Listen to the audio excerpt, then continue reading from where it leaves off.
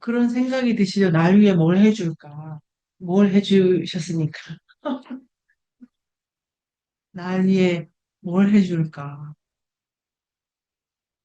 저는 이제 구원이란 말도 네. 좋지만 이 책에서 변형이란 말이 나오더라고요. 아, 그래서 뭐 네. 나를 어떻게 변형할 것인가 뭐 음, 이런 음. 변형이 구원인가 뭐 이런 생각을 했습니다. 구원하고 변형 중에 어떤 단어가 더 큽니까? 구원이 더 큰 것 그렇죠, 같아요. 그렇죠. 그러니까 그 생각을 전개시켜 나갈 때는 내가 궁금해하는 이 단어가 결국 이해해야 될 것의 부분이다 하면 이제 구원을 가지고 얘기를 해서 풀고 또 어떤 책이나 어떤 논의는 변형이 이제 더 중요하다. 그래서 사고를 큰 데에서 논리적으로 이렇게 들어가면은 좋을 것 같고 구원론의 그 이유로 이 각각의 종교가 우주를 어떻게 생각하고 있느냐를 이해하는 것이 제일 중요한데 그 우주론이 이 종말론은 시간론으로 푸는 거죠. 시간론으로. 그런 점도 있고요. 아마 그 읽는 구석구석이 우리가 참 재미있을 것 같습니다. 헬레니즘 시대로 가자요, 유리쌤. 205 쭉 읽어주세요. 아, 제가 까먹을까 봐. 준비하시고요. 다음 주에, 그때 이제 박사연 선생님께서 그렇게 코멘트 해주신 것처럼, 우리가 자기 구원론 조금 정리하고, 토론하고 싶은 부분도 많이 이렇게 쓰고 노트 하셔가지고, 전날에 올려주시면 그 얘기도 많이 해보면 좋을 것 같아요. 박사연 선생님께서 말씀해주신 대로. 자, 유리쌤, 신비 종교. 1. 구원에 대한 기대. 헬레니즘 종교들의 혁신은 개개인의 구원의 방향이 맞추어져 있었다. 종말론적 인문 의례와 계시와 관련된 폐쇄적인 조직들이 증가했다. 인간의 구원을 확실하게 보장하는 신들이 개인을 보호하고 도왔다. 구원이라는 것은 당연히 개인적인 구원이었다. 폴리스의 수호신들은 헬레니즘 시대의 인간 개개인에 더 밀착되었다. 개인 신천자들은 사후 세계에 대한 희망을 품고 인문 의례를 치른 후 비밀 집회에 참석했다. 그러나 왕조의 의례는 왕조 전체의 구원이라는 목표를 가지고 있었다. 전통적인 신을 왕조의 보호신의 반열에 끌어올렸다. 왕권의 신성화와 혼합적인 국가 의례도 동일한 목적을 추구했다. 이 헬레니즘 시대의 혼합주의. 혼합주의는 모든 종교적 창조를 가능하게 하는 조건인 듯하다. 아득한 과거에서부터 풍부하게 입증되는 현상이다. 3. 운명에 대한 공포. 점성술이 표현하는 바 자신의 삶이 성자의 운행에 의해 결정된다는 비관적인 결정론은 구원론으로 인해 포기된다. 이시스 여신은 내가 운명을 정복했으므로 운명은 나에게 복종한다고 선언한다. 4. 보편주의. 구원 종교들은 고대의 종교적인 요소들을 재현한다. 디오니소스 제이를 제외한 모든 비인은 오리엔트, 프리기아, 이집트, 페니키아, 이란에서 기원한다. 그러나 제국의 지배 하에서 구원론은 더 이상 민족적 특징을 갖지 않고 보편주의적인 목표를 지향하게 된다. 5. 인문의례. 입회 지망자는 단식과 금욕 후 비밀을 지킬 것을 맹세한다. 성스러운 대상물을 응시하거나 조종하며 그것의 상징에 대한 해석을 듣는다. 신화를 배우고 그것에 대한 새롭고 비밀스러운 해석을 듣는다. 신의 죽음과 부활이 중심이 된 시나리오에 의례적으로 참여함으로써 참가자는 신비한 죽음과 새로운 영적 탄생을 경험한다. 인문 의례를 통해 신참자는 미트라교의 비에서는 현세에서의 힘과 지혜, 내세에서의 불멸을 얻는다. 입문자는 신과 동등해진다. 여기만 205만 봐도 다음 주 숙제가 이렇게 충분히 그림이 그려지시죠?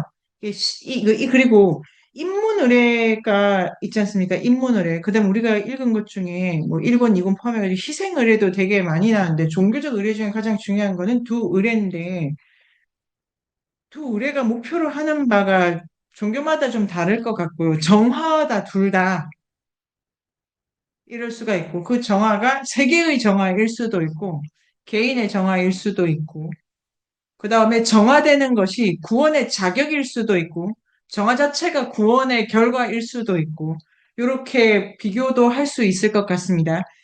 구원에 대한 기대인데, 이 헬레니즘 땅이 9월의 인문学 답사가 국립중앙박물관에 고대 그리스 로마의 신상을 보러 가는 건데요. 보면 디오니소스도 있고, 많이 볼 수 있을 것 같아요. 매우 현세적이어가지고 신들을 되게 개인화하고 있다는 것을 알 수 있습니다. 매우 개인화하고 있고 신비주의가 발달을 해서 공동체와 고원과 지금 충돌할 위험이 아슬아슬 있다는 것이 오르페우스교와 함께도 조금 보고 그렇게 간 부분이 있네요. 그래서 이 그 신비주의는 개인이 몰래 어딘가에 들어가서 그 어딘가 거기는 되게 그러니까 노출 오픈이 되어 있지 않은. 그래서 이 구원의 방식은 대단히 반사회적이죠. 요런 부분, 요런 구원도 있고요. 206 신비의 디오니소스. 헬레니즘과 로마 시대의 디오니소스는 가장 인기 있는 신이었다. 생기 넘치는 신화는 영감의 원천이다. 인문 의례의 비밀은 잘 지켜졌고 의뢰에 관한 문헌들은 거의 다 사라졌다.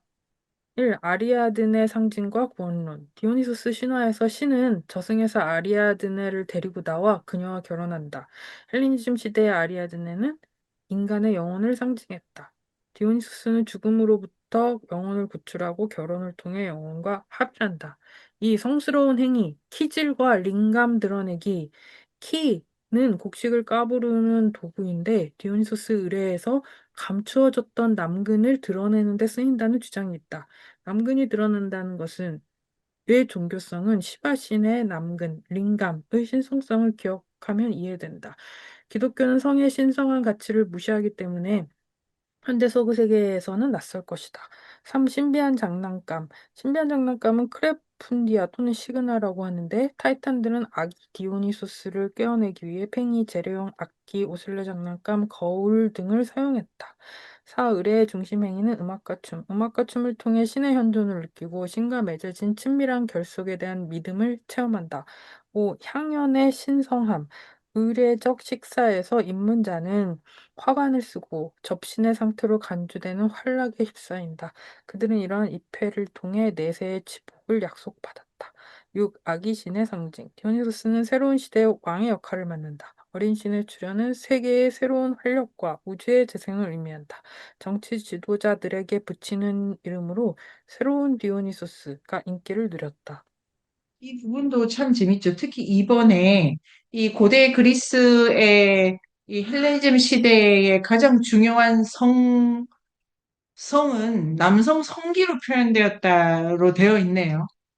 근데 기독교는 그걸 가장 속된 거라고 해서 은폐하는 부분이고, 금욕이라고 하는 것은 매우 중요한데, 유대교도 그렇고, 그 나중에 쿰란, 거기도 아주 성적인 금욕을 강조하지 않습니까? 예세네파에서도. 그런데 여기가 이 성을 강조하는 것의 이 신성함을 윌리쌤의 2번 책으로 389쪽에 볼 수가 있죠. 이건 되게 이런 게 혼합적이어가지고, 시바신 인도에서도 성이 근데 어째서 성스러운 것이 가장 성스러운 것인지를 이런 부분에 구원을 성기로 어떻게 한다. 이게 그래서 아까 있습니다. 둘 생식기가 둘째 줄 죽음을 정복했던 신이자 인간인 디오니소스 그 자체 성기가 신 자체네요. 그 성기를 가지고 표현하거나 기도드리거나 조각을 하는 거는 신 자체를 내가 이렇게 접신한다고 하면 그렇지만 그것과 완전히 하나가 되는 경험이죠. 이것만 가지고도 너무 공부할 게 많은데 인격 신으로 표현한다는 것은 훨씬 더 후대에 오는 것이고 성기 자체가 신이라고 하는 거는 아니고 덕유산, 속리산, 산마다 밑에 식당 들어가면 다 그 난근 나무 이런 무슨 그 다 이렇게 중요하게 그것 그런데 그래서 신성함의 표현이라는 이런 부분도 되게 중요하고 그러면 우주를 어떻게 본다는 것도 느낌이 드시지 않습니까? 근데 그런 것도 할 수가 있고요. 저는 이게 참 성, 성가속 이거 재밌었습니다. 207 아티스 프리기아 대지 모신 키벨레의 신화와 의례는 로마 제국에서 대중화되었던 구원 종교의 원천이다. 유혈 의뢰는 구원의 도구로 해석되었다. 키벨레 아티스, 프리기아의 고대 대지모신 키벨레는 원래 양성구유의 바위 괴물이었다. 신들은 괴물을 거세하여 여신으로 바꾸었다. 다른 장승에서 괴물에 피해서 아몬드 나무가 자랐고 아몬드 열매를 먹은 강물의 신의 딸이 잉태해 아티스를 낳는다. 아티스가 자라 왕의 딸과 결혼식을 올리는 날 아티스를 사랑한 괴물이 식장에 들이닥쳐 사람들을 광란에 빠뜨린다. 미친 왕이 아티스를 거세하고 달아나던 아티스는 소나무 밑에서 자해하고 쓰러진다. 괴물은 후회와 비탄에 빠지지만 제우스의 제지로 아티스를 원상복구하지는 못한다. 아티스는 소나무 또는 솔방울이 되었다. 아티스는 키벨레의 아들, 연인, 희생물이다. 일 아티스 축제, 춘분기에 죽은 신의 상징인 소나무와 아티스의 신상 입장, 사제들과 새 신도들이 악기 소리에 맞춰 광란의 춤, 자해, 거세, 철야, 죽음의 애가, 부활의 선포와 환희의 폭발, 키벨레 신상 시키기. 2. 태고의 경험을 회복하려는 경향. 개개인의 인문 의례에서 재래용 악기들, 빵과 포도주의 금식과 먹기, 토기에 담은 희생 황소나 순양의 생식기, 지하장소로의 하강 등 고대 의례 행동 양식이 재현된다. 헬레니즘의 비인은 신과의 합의를 이루기 위해 고대의 의례 행동 양식인 야만적인 음악, 열광적인 북춤, 환각식물을 사용한다. 3. 유혈 의례 키벨레의 신도들은 광란 상태에서 자해하고 스스로 거세하여 생식기를 신에게 바쳤다. 거세는 신에게 전적인 헌신을 보증하는 것이었다. 성, 심리적 고통, 피 등에 대한 종교적인 가치가 회복되었다. 신도들의 트랜스는 규범과 권위로부터의 해방이자 자유의 재발견이었다. 엑스터시와 자해라는 종교적 경험의 분석, 시참자의 무의식적인 충동, 양성구유에 대한 향수, 특이하고 극단적인 불구를 통해 성스러운 힘을 축적하려는 욕망, 총체적인 신의 모방, 전통 사회 구조로부터의 이탈 의지 등 이 신학자, 철학자들의 알레고리적 해석. 아티스는 삶, 죽음, 재생의 과정과 동일시되었다. 인문의례의 본래적인 의미인 신과의 신비한 동화에 불사라는 가치가 보태졌다. 부활과 재생에 대한 기대는 신화와 의례의 시나리오에 함축되어 있다. 기독교의 성공에 직면한 신비주의 종교의 신학자들이 아티스에 의해 달성된 구원의 결과인 불사를 강조했던 것 같다. 로마 황제들은 기독교의 흥기를 저지할 희망으로 프리기아의 의례를 장려했다. 과거의 미덕을 회복하고 최근의 창조를 미화하려는 의지는 종교 혼합주의의 전형적인 현상이다. 이것도 참 재밌는데, 이 사제가 그 불사성 있지 않습니까? 불사성. 그 394, 395의 유리셈의 3번인데, 사제가 자기 거세를 하는 부분 있잖아요. 자기 거세를 하는 부분. 이것이, 이게 자기 거세가 그 금욕적이다, 이런 맥락은 아니지 않습니까? 자기 거세를 한다는 게 우리가 그 욕정을 끊고 뭐 이런 건데 지금 여기서는 자기 거세가 금욕적인 방식이라기보다 조금 더 해석을 이렇게 크게 하도록 하면서 이 이제 헬리니즘 그런 부분을 인문을 이렇게 하는 부분도 있으면서 그래서 이 자해요 부분을 자기 거세를 좀 더 세밀하게 검토할 필요가 있다. 394. 그런 다음에 이들의 영성화에도 불구하고 헬레니즘 신비 종교가 390점 밑에 셋째 줄 많은 원초적 요소를 유지하는데 그래서 날고기 먹기 그다음에 종교 경험 엘레우스에 비해 이런 얘기 그다음에 밀가빵 이런 얘기를 하고 할례랑도 관련해서 생각할 수 있고 그다음에 395쪽의 두 번째 문단에 이건 결국 신비적 합일이라고 하면서 이렇게 진행이 됩니다. 그 문단의 닷새 줄에 의례적 식사, 이것도 이제 계속 나오죠. 예수님의 그 성찬까지. 가치를 경험하는 것에 지나지 않았으며, 그런데 이런 방식이 비의였기 때문에 밑에 셋째 줄 도시민에게 거의 받아들여지지가 않았다. 라고 해서 요 구원 방법이 도시와 다른 점, 엑스터시 상태에서 이루어지는 키벨레 사제들과 신도들의 자해가 이 절대적 순결 신에게 전적인 헌신을 보증하는데 이 보증하는 게 396쪽에 그 순수함이라는 게 396쪽에 이 의례적인 양성 구유에 대한 향수 이렇게 되어 있더라고요. 그러니까 그게 생명력 같은 거 있지 않습니까? 뭘 탄생하는 향수, 그 다음에 특이하고 극단적인 불고를 통해 성스러운 힘의 축적, 그 다음에 총체적 신의 모방 이렇게 돼 있어서 여기는 또 성, 심리적 공통, 피 이래가지고 어 이게 지금 참 좋은 책이라고 생각이 되고 제가 몰랐던 걸 많이 알 수가 있는데 그 자해하는 방식의 기도가 있는 것 같아요. 제가 옛날에 무슨 막 이거 있어요. 이슬람교에서도 네. 아이고 그걸 또 못 외웠네. 순니 시아 수피인데, 시아파의 아주 경건주의자들이 자해를 하는 방식으로 기도를 하는 게 있었습니다. 우리의 그 교주, 마호메트의 직계인 후손이 박해를 받았다. 그 박해를 내가 이렇게 재현한다라고 해가지고, 거의 뭐 성인이 막 이렇게 자기를 때리면서 하는 기도가 있더라고요. 그러니까 이게 자해하고 그다음에 이제 희생제의 이래가지고 신을 모방하는 방식으로서의 자기 해체 있지 않습니까? 자기 해체. 그런 구원, 요게 방법으로 궁금합니다. 근데 이게 제가 선생님들과 나누고 싶은 포인트는 금욕이라고 하는 아주 이렇게 조금 어, 그 쉽게 우리가 접근할 수 있는 거 있지 않습니까? 이렇게 거세하다니, 금욕적이다. 이거보다는 훨씬 더 신의 모방이라고 하는 것에 대해서 종교마다 가지는 입장을 좀 스펙트럼 넓게, 유리쌤 어떠십니까? 깜짝 놀라셨죠? 우리 유리쌤은 이렇게 나쁜 짓이라고 생각하셨을 겁니다. 예, 너무 충격이에요. 죄송합니다. 이게 정말.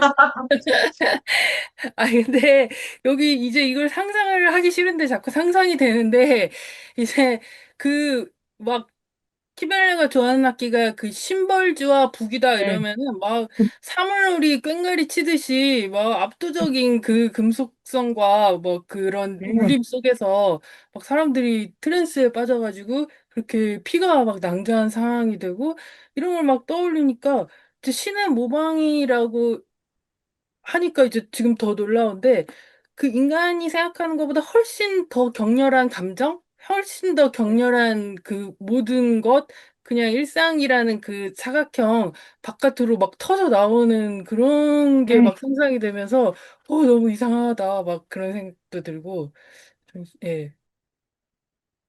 너무 이상하죠? 너무 이상한데 이것이 구원이다. 그들에게. 아니, 근데 그게 어떻게 나의 구원인가? 나의 구원이다. 이게 잘린 성기를 지금 이 사제가 어떤 상태인가? 요 아주 그래서 거세라든 이 신의 모방이라는 단어를 그리고 그 지금 말씀 주신 것도 중에 악기를 굳이 언급한 부분도 인상적인 것 같아요. 오르페우스는 현이지 않습니까? 현. 똑같은 신비주의 종교인데 악기가 다르다. 이것도 참 이게 공부를 계속 해볼 만할 것 같아요. 지금 이게 어떤 신비주의의 차이일까라는 생각도 전혀 다를 것 같아요. 현하고. 현악기는 이론이 되게, 어, 현악기는 좀 더 중앙집권적이고 권력적이라는 분석도 있더라고요. 음계를 조율하고 있기 때문에 이런 분석도 있는데요. 뭐 어떤 종교마다 다를 것 같고요. 그리고 여기서 뭐, 이렇게 이제 아주 재밌습니다. 자, 그 다음에 이시스 이집트. 여기도 장난 아니다. 208. 톨레마이오스 소테르는 이집트와 그리스의 최고신 세라피스를 국가신의 지위에 올리고 제국의 지배를 강화하고자 했다. 양국의 신학자 두 명이 종교를 종합하여 세 제국의 의례의 구조를 확립했다. 1. 공적 축제와 비밀 의례. 사원 앞에서 오시리스의 죽음과 소생에 관한 의례적 시나리오들이 공연되었다. 사원 내에서 거행된 오시리스의 비는 내세의 삶과 관계된 것이다. 그러나 인문 의례는 이 세상에서 살고 있는 인간으로서 신성화되는 종교적 경험을 일으켰다. 플레이오스 변형담. 2. 고대적 원형의 반복.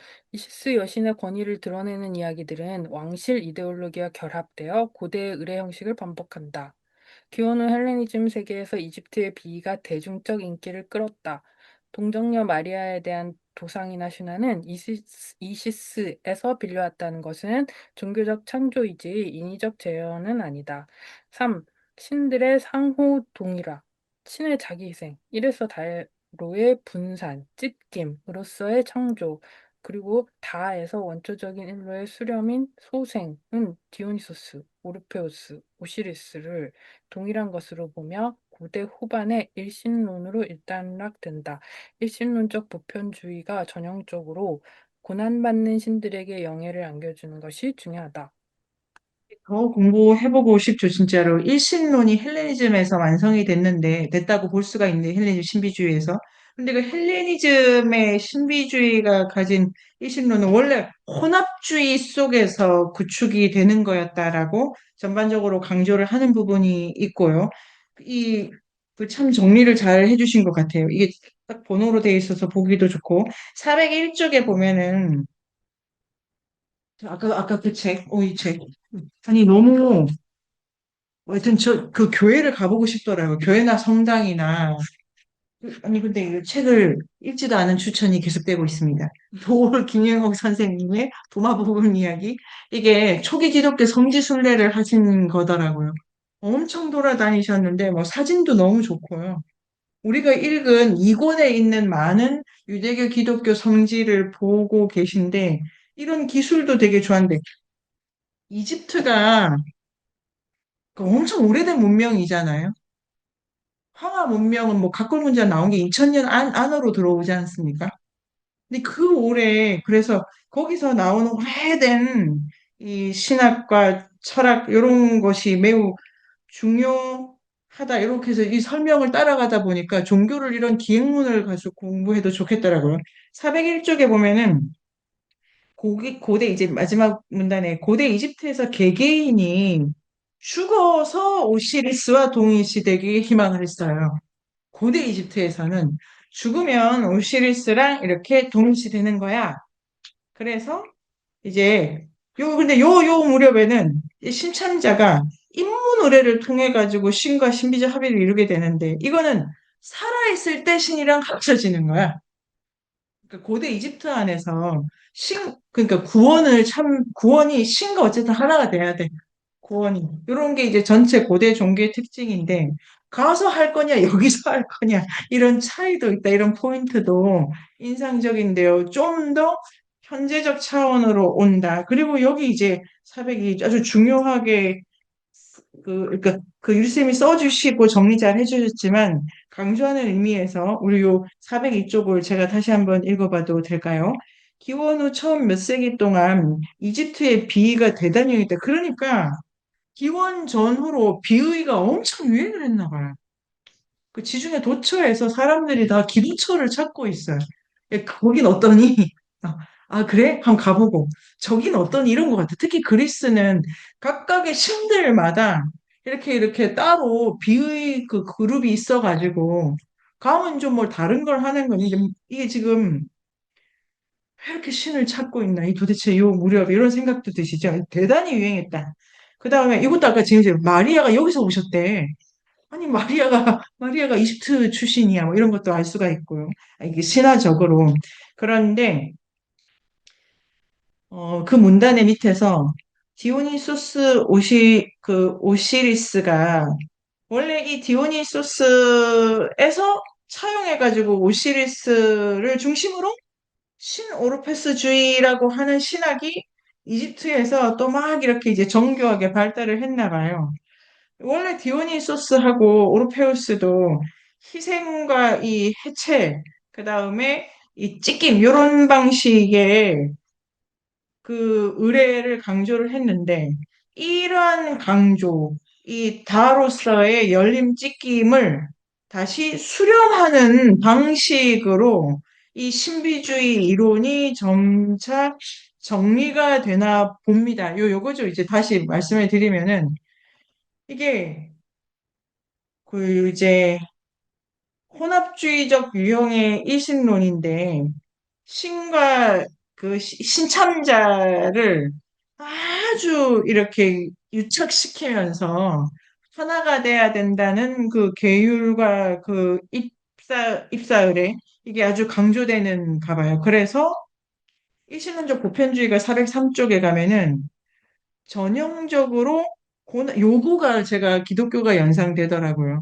특히 신과의 일체적 합의를 아주 강조하는 비유들이 되게 종류가 다양했다라고 알 수가 있고, 그중에 특히 비유를 통해 완전히 신과 합의를 계속 강조를 하는 방식은 특히 고난받는 신들과 함께 이런 부분을 읽을 수 있었습니다. 그래서 일신교하고 고난받는 신들의 모티프, 자, 그 다음에 209, 헤르메스 트리스메기스투스의 계시. 헤르메스주의. 헤르메스 문헌은 을 통해 알려진 신앙, 사상, 실천의 총체. 신의 계시로 쓰여진 이러한 문헌은 민중적인 문헌과 학문적인 문헌으로 범주화할 수 있다. 고대 이집트의 학문의 신 토트와 헤르메스를 동일화한다. 토트는 지식의 후원자, 상용문자의 발명자, 주술사로서 로고스로 세계를 창조했다. 1. 민중적 헤르메스주의. 로마 제국기에 자연의 신비를 밝혔다. 우주에는 공감과 반감의 원리가 있으며 이를 주술적으로 조정하여 운명의 공포를 넘어선다. 마구스의 주문, 비법, 연금술적 조작과 그 배경이 되는 우주론은 중세 후반부터 18세기 말경까지 전성기를 누렸다. 플리니우스에서 뉴턴까지 후대의 중요한 학자들에게 영감, 자료, 영향을 주었다. 이 학문적 헤르메스주의, 양립할 수 없는 두 가지 신학이 나타난다. 1. 이론론적이고 범신론적인 낙관적인 신학에 의하면 우주는 아름답고 선하다. 우주에 깃들어 있는 신은 창조자이자 아버지다. 인간은 천상의 존재를 찬미하고 지상의 존재를 돌본다. 한편, 이 이원론적이고 염세적인 신학에 따르면 세계는 근원적으로 선하지 않다. 사람은 세상을 날아오르지 않는 이상 신에게 도달할 수 없다. 인간은 지상에서 낯선 객처럼 존재한다.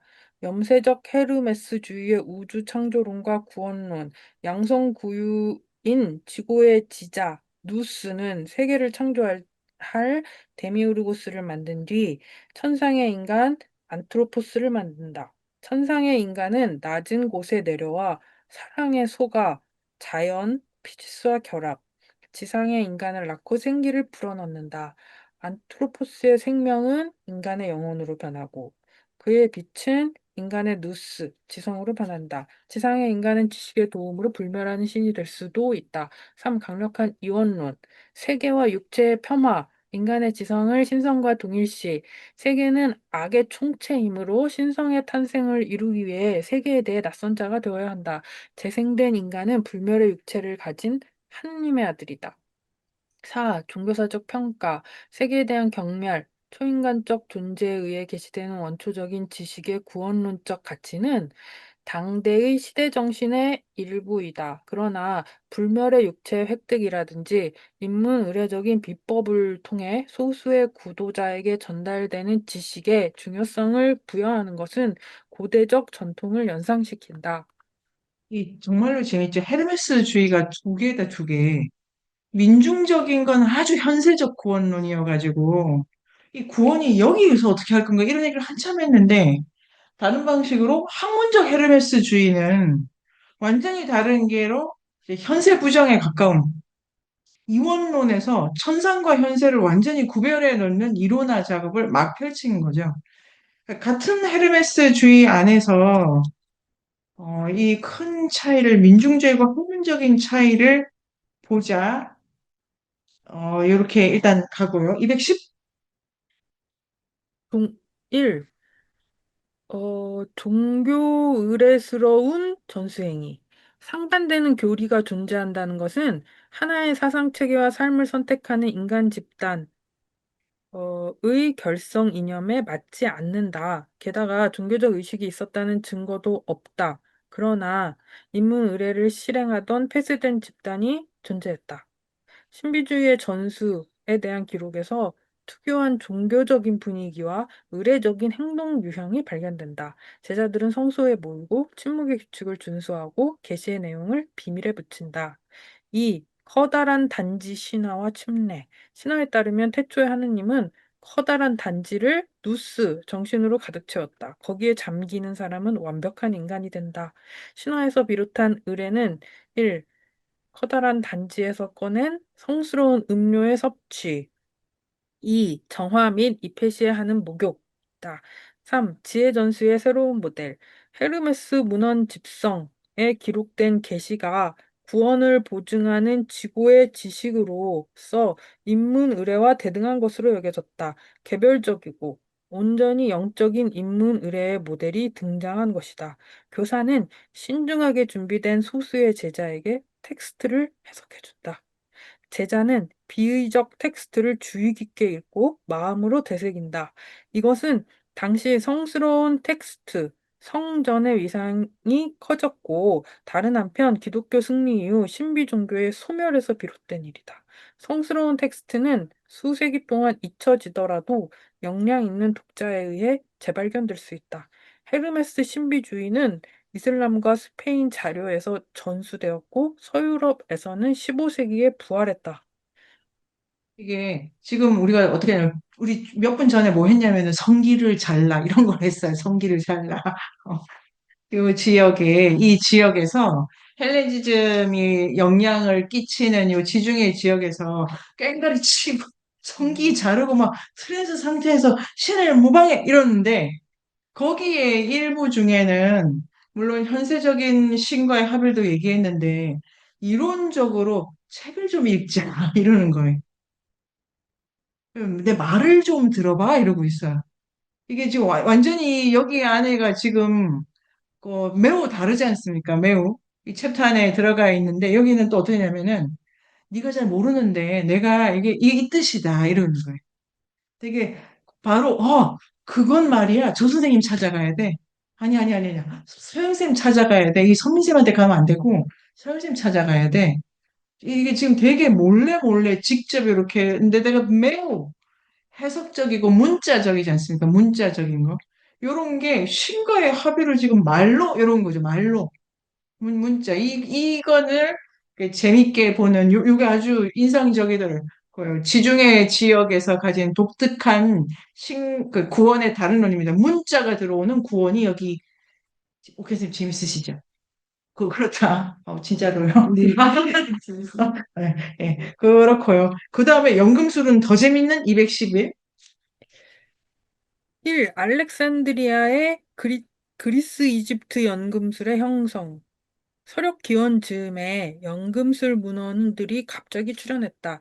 1. 신비주의, 신 피타고라스주의, 신 오르페우스주의, 점성술, 계시로 드러나는 오리엔트의 지혜, 그노시스주의 등의 비의적 흐름과 지식 계급에서 2. 기술적 비밀이나 고대 주술적이고 또 기술적인 체계를 보호해온 민중적인 전통이 만나서 빚어진 결과다.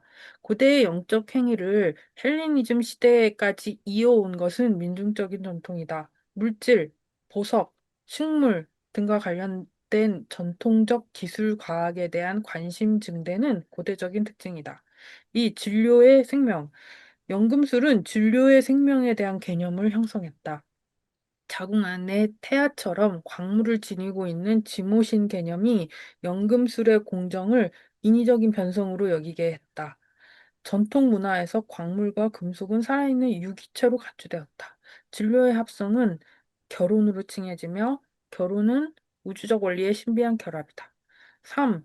동업자 집단들의 비위 연금술적 공정은 광부, 재룡공, 대장장이의 기술과 닿아 있다. 고대 지중해의 금속 관련 동업자 집단은 기술 관련 비의를 가지고 있었다.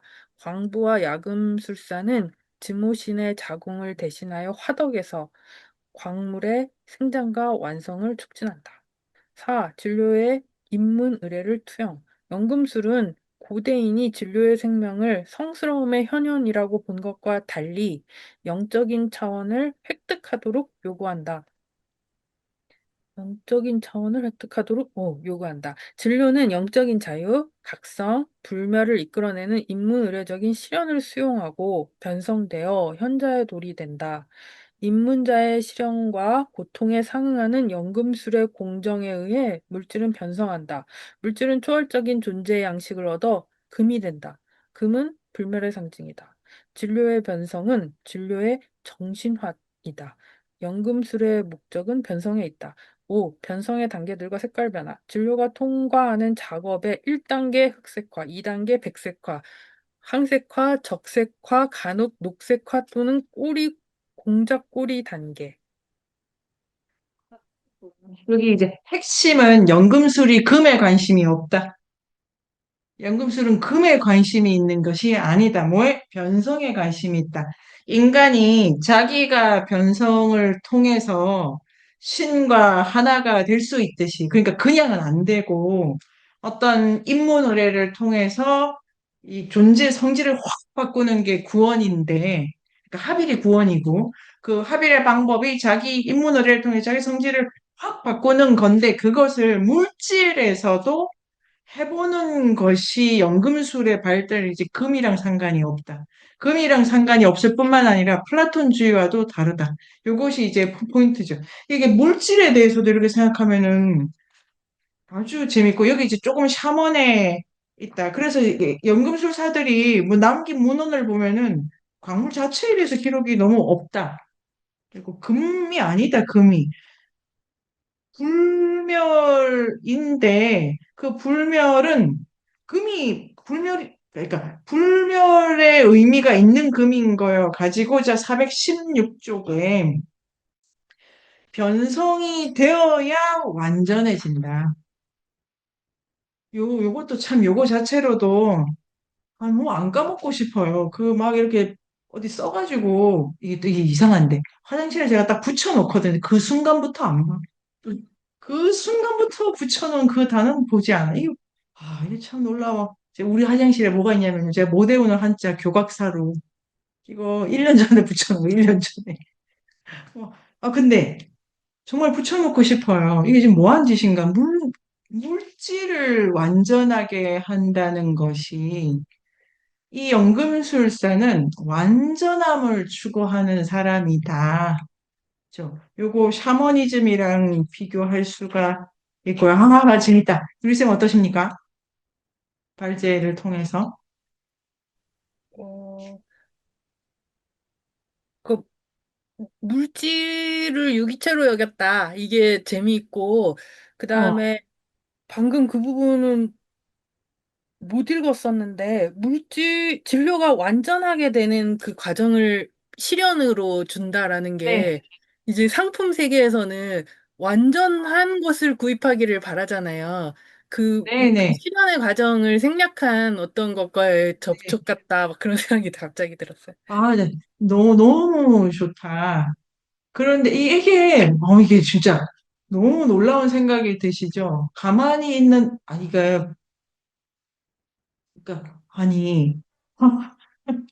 아니, 이렇게밖에 말씀이 안 나오는데, 여기 그냥 딱 연필을 들고, 이게 현재에 있는 모든 것은 불완전하다. 이 연금술사들이 보기에. 근데 반드시 고도의 기술을 가지고 완전함을 추구하는 물적 기술론을 가지고 모든 진료를 완전하게 할 수 있다라는 이 세계는 지금 유리쌤 말씀하신 그게 너무 좋잖아요. 우리는 기술을 어떤 방식으로 생각하냐면 여기에 기술론은 뭐냐면은 존재하는 모든 것을 완전하게 하는 신성한 기술이죠. 연금술은 완전함 추구에게 우리는 기술을 하이데거가 말한 것처럼 닦아 끌어내는 거라고 생각하잖아요. 지력을 뽑고, 뭐 이런 거.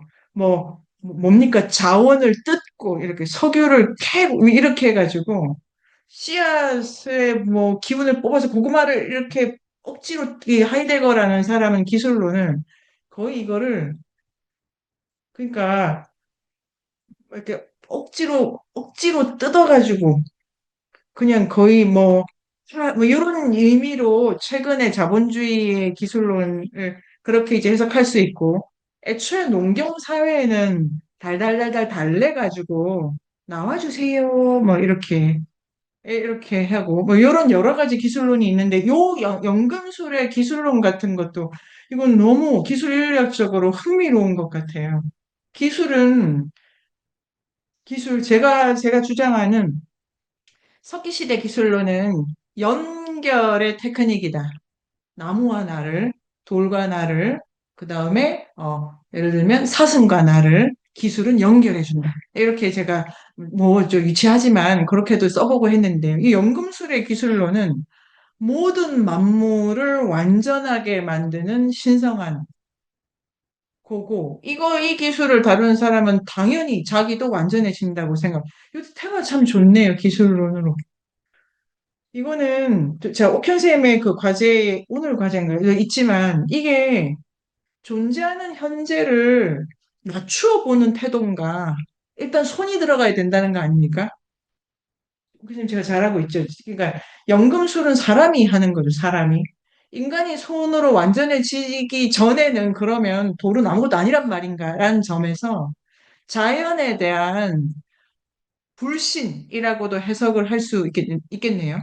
동시에 인간이 아니면 이 기술을 가질 수 없단 말인가라고 하면 대단한 인간 중심주의고, 그럴 경우에는 어떤 거대한 우주적 합일과 우주적 완전함을 모델로 출발한 기술로기는 하지만 되게 불경하달까요?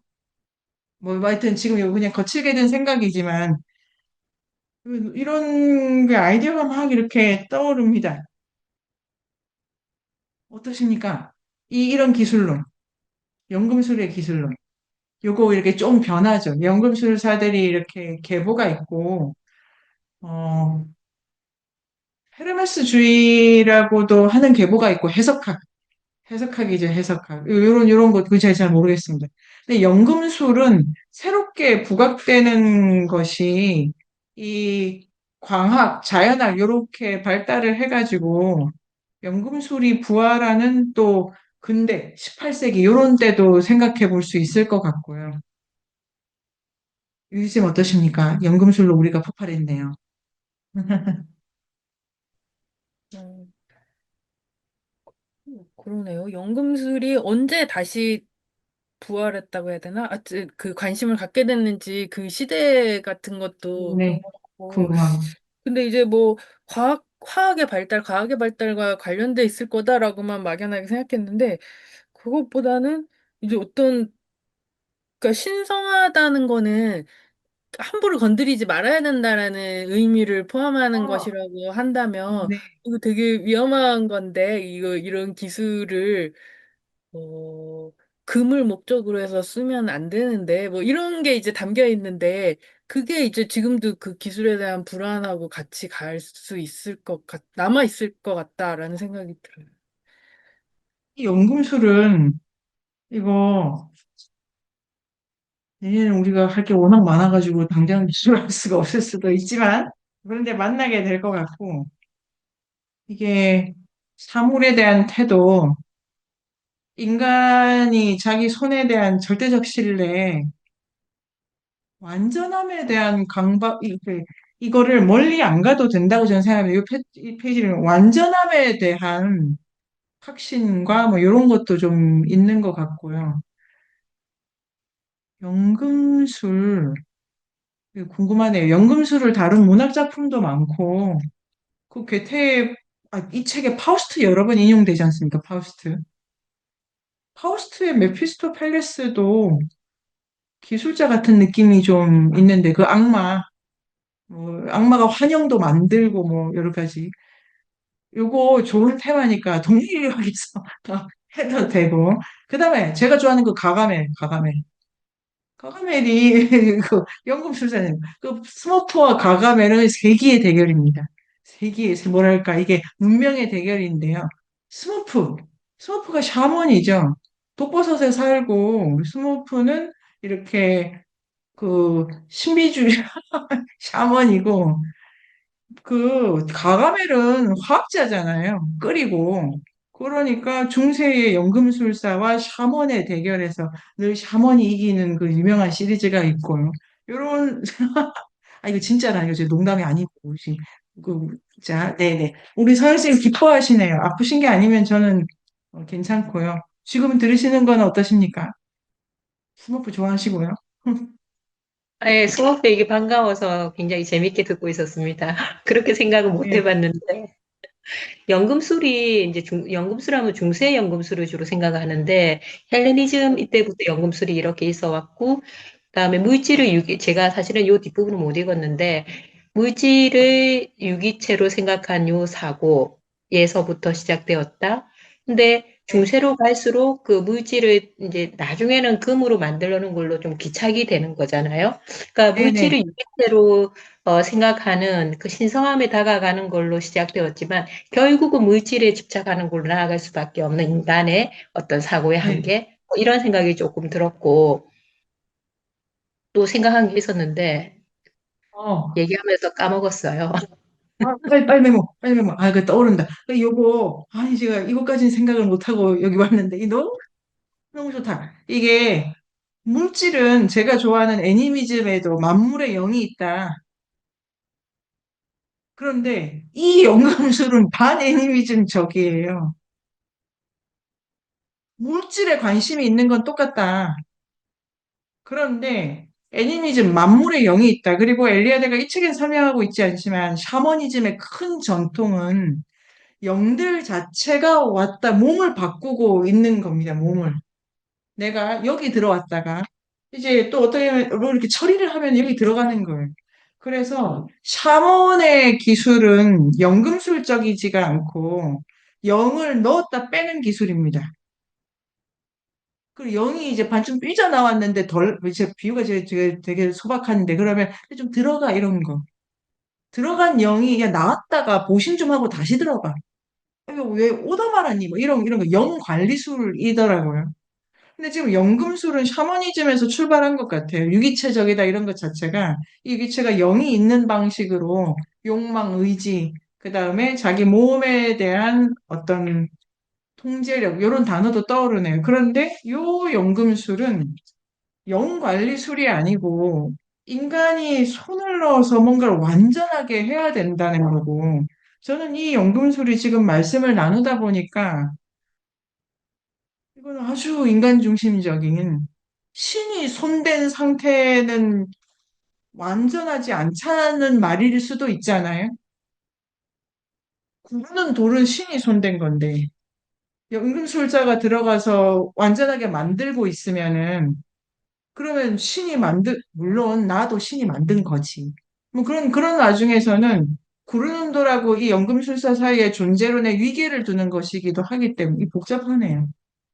요렇게 재미가 있고, 이 물질론이라든지 요런 거는 아주 흥미롭게 볼 수 있을 것 같습니다.